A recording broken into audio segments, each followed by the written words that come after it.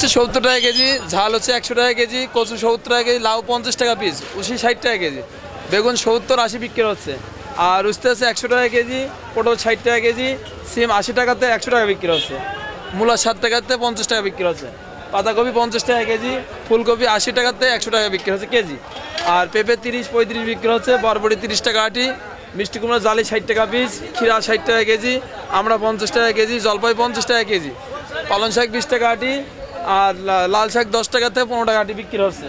আর এই সাদা আইটে পটল এটা 70 টাকা কেজি, ভেন্ডি 60 টাকা কেজি, ধনিয়া পাতা আপনার 200 টাকা কেজি বিক্রি হচ্ছে। আর মেসরি আছে 100 টাকা কেজি আছে, গাজর 180 টাকা কেজি, আর টমেটো 160 টাকা কেজি টমেটো।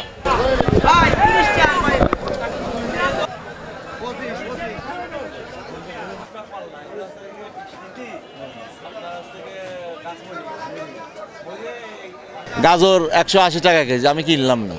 এত দাম হলে তো মানুষ কিনতে পারবে না, যাদের হচ্ছে কম ইনকাম তারা তো বাজার করতেই পারবে না। আলু কিনতাম 60 টাকা, এখানে তো 30 টাকা, পেঁয়াজ ধরো কিনতাম তাও 20 টাকা বেশি কেজি। আড়তে সীমিত করেন, সীমিত করে আড়তলারা যদি কম নেয় তাহলে দোকানদারও কম নেবে, আর আড়তদাররা যদি বেশি নেয় তাহলে তো আমরা তো কমে বিক্রি করতে পারবো না। এখন বেশি ওই জায়গায় ডিফারেন্স আমাদের কেজিতে 10 টাকা ডিফারেন্স থাকে, কি কারণে?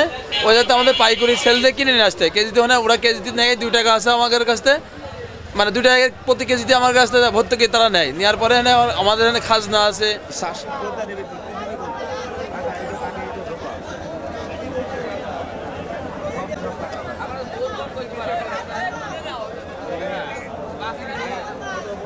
চাষি হতাশ, তা আমরা সরকারের কাছে আবেদন করব আমাদের বাজার মনিটরিং করে বাজার যাতে সুষ্ঠুভাবে ভালো হয় সেই ব্যবস্থা করেন সরকার। টাকা